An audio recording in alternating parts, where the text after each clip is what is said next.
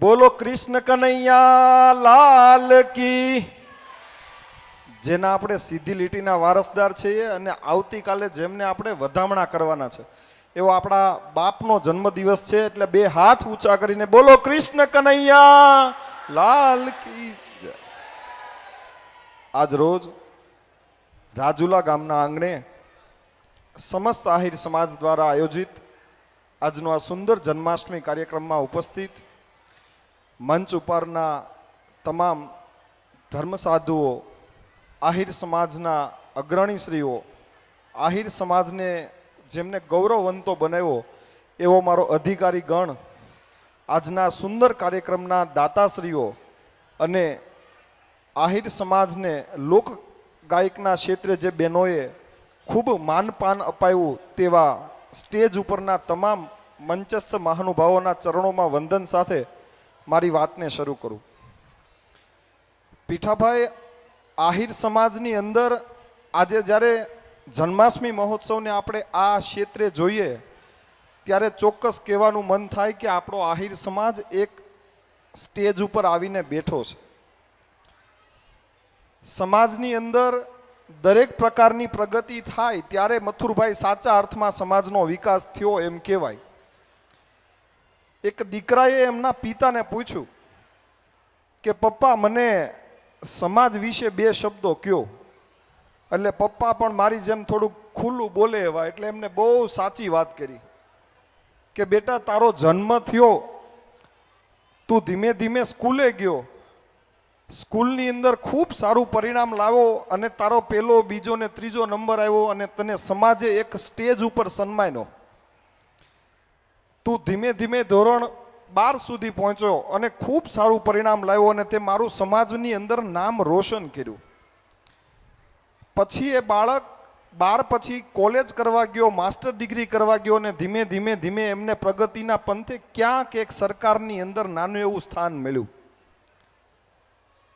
એ બાળક એક સારો અધિકારી બન્યો અને એ અધિકારી બનીને પછી પોતાના સમાજથી એક વિખૂટો દોરમાં ચાલ્યો ગયો। મારે સમાજના અધિકારીઓને, સમાજના અગ્રણીઓને એ પૂછવું છે કે સાચા અર્થમાં જ્યારે સમાજ તમને મોટો કરે અને તમારી પાસે આવતી પદવીથી જો સમાજ કે પરિવાર, કુટુંબ કે ગામને લાભ નહીં થાય તો એ ભણતર શા કામનું? મારો કહેવાનો બહુ ઊંડો ભાવાર્થ છે, જેની અંદર અમે જીવીએ છીએ એ જ વાત તમને રજૂ કરીએ કે આજે મેં જોયું આ સ્ટેજ ઉપર ક્લાસ 1, 2, 3 કેટલા બધા સરકારના અધિકારીશ્રીઓ છે। એ મારા ભાઈઓને પણ હું બે હાથ જોડીને વિનંતી કરું કે ભગવાને આપણને આપણા કર્મભૂમિની અંદર નોકરી કરવાનો મોકો આપ્યો છે। કલસરિયા સાહેબ પણ સામે બેઠા છે અને એમને પણ ટીડીઓનો ચાર્જ, એટલે હું બે હાથ જોડીને કહું કે આ કર્મભૂમિનું જ્યારે ઋણ અદા કરવાનો મોકો ભગવાને આપણને આપ્યો ને તો એમાં કંઈ પણ વસ્તુ બાકી ના રહી જાય। સાચા અર્થની અંદર જે અહીંયા ધોરણ 1 થી 12નું સન્માન આ સમાજ કરી રહ્યો છે, આ યુવાનો સાફા બાંધીને આહિર સમાજની ધરોહરને આપણી વચ્ચે મૂકી રહ્યા છે, તો સમજવાનું એ રહ્યું કે આ ઇનામ એ મારી આવતીકાલની જવાબદારી છે। એ ગામ પ્રત્યેની જવાબદારી છે, એ કુટુંબ પ્રત્યેની જવાબદારી છે ને એ સમાજ પ્રત્યેની જવાબદારી છે કે આજે લીધેલું ઇનામ મારે કાલે સમાજને એમનું ઋણ સાથે અદા કરવાનું છે। તો સાચા અર્થમાં આપણે કદાચ નોકરિયાત બન્યા તો એ સાર્થક। જે વિષયનો માણસ છું એ વિષય સાથે મારી વાત આપને રજૂ કરીશ કે શિક્ષણના જીવ સાથે આજે આહિર સમાજના ઘણા બધા યુવાનોને દરેક ગામમાં જોઉં છું બલદાણિયા સાહેબ, ત્યારે અંદર ક્યાંક ગુસ્સો પણ આવે કે મારો આહિર સમાજના ઘણા બધા યુવાનો હજી ગામડે પોતાનો સમય વ્યતીત કરી રહ્યા છે, જેમની પાસે ધોરણ 12 પછી ગ્રેજ્યુએશનની ડિગ્રીઓ છે, એ યુવાનો પણ હજી સમય બગાડે છે।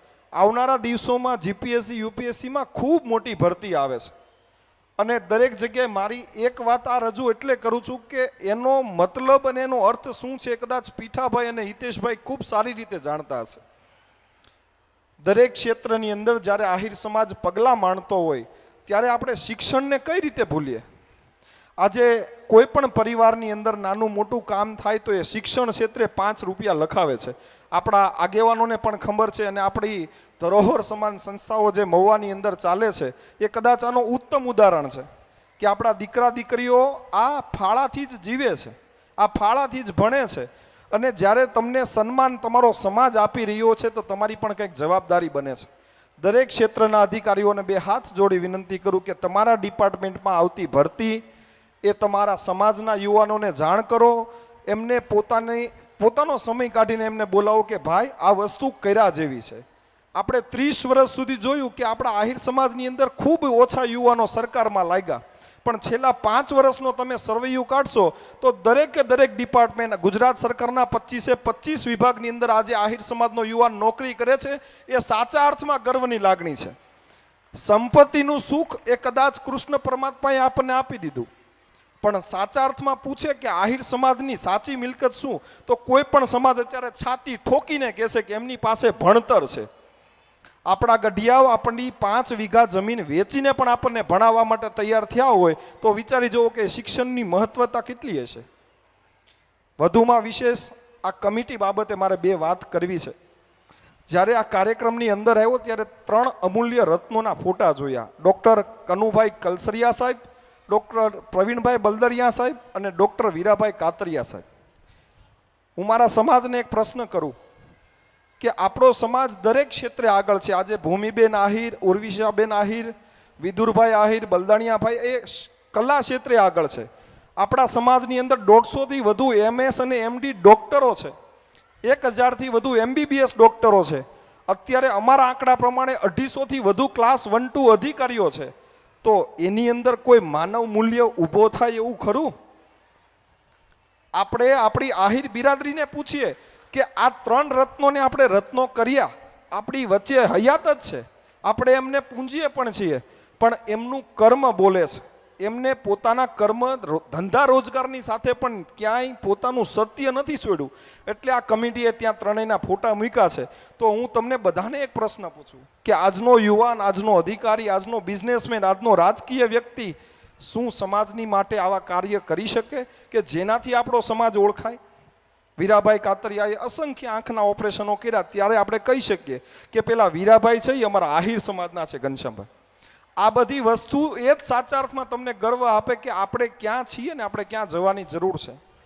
વધુમાં વિશેષ આ કમિટીને, લાલજીભાઈ અને પ્રવીણભાઈની સમગ્ર ટીમને આપણે અભિનંદન આપીએ કે રાજુલાની અંદર આવો સુંદર મજાનો જન્માષ્ટમી કાર્યક્રમ ઉજવો અને અસંખ્ય લોકો આપણા સમાજના આજે અહીંયા દર્શન થયા.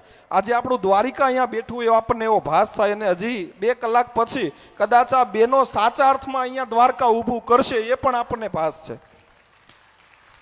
અંતમાં ચોક્કસ કહીશ કે આહિર સમાજના દરેક આગેવાનો કે જેઓ શિક્ષણ માટે ખૂબ કામ કરી રહ્યા છે, એ કદાચ અમદાવાદની છાત્રાલય હોય, ભાવનગરની છાત્રાલય હોય, મહુવાની છાત્રાલય હોય કે ગમે ત્યાં બનતું શૈક્ષણિક ભવન હોય, આજે સુરતની ટીમ પણ ખૂબ કામ કરી રહી છે. ત્યારે આ બધાને આપણે અભિનંદન આપીએ કે કોઈકે આપણા આવનારા દિવસોના શિક્ષણની ચિંતા કરી. કેમ કે પીઠાભાઈ ને હિતેશભાઈ ને રાજકીય અગ્રણીઓ અહીંયા બેઠા, એટલે સાહેબ મારે તમને માફી માગીને પૂછવું પડે ને કહેવું પડે કે કદાચ આપણા આહિર સમાજની અંદર હવે રાજકીય વગની પણ જરૂર છે. કેમ કે અમે જે અધિકારીઓ છીએ આનો ક્યાંક ને ક્યાંક નાનો મોટો સામનો કરીએ છીએ, તો આવા યુવાનોને પણ આપણે આગળ લાવીએ.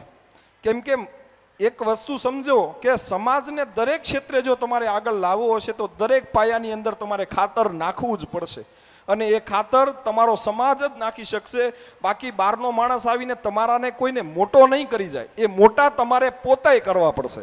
આજે ઉર્વિશાબેન અને ભૂમિબેન જે લોકગાયક કલાકાર બન્યા છે, તો તમે તમારા દીકરા દીકરીના લગ્નમાં એને તેડાવશો તો એ દીકરીઓ મોટી થશે. અને તો આપણે કહેશું કે ભાઈ ગીતાબેન રબારીની જેમ અમારી દીકરીઓ પણ આજે અહીંયા પહોંચી છે. પણ એ શરૂઆત આપણા સમાજે કરવી પડશે. આ વાત સાથે અંતમાં એક વસ્તુ ચોક્કસ કહીશ મારા યુવાનોને કે આવનારા દિવસોમાં ખૂબ મોટી ભરતી છે. 2 હાથ જોડીને પગે લાગુ કે 6 મહિના માટે મોત શોક બધું સાઈડમાં મૂકી દેજો અને આ ભરતીઓમાં ખૂબ સારી પ્રયત્ન કરો, સારી તૈયારી કરી અને એકવાર ઝંપલાવો તો કદાચ અમે પણ આપણા આહિર સમાજમાં એકાદા IAS ના દર્શન કરીએ.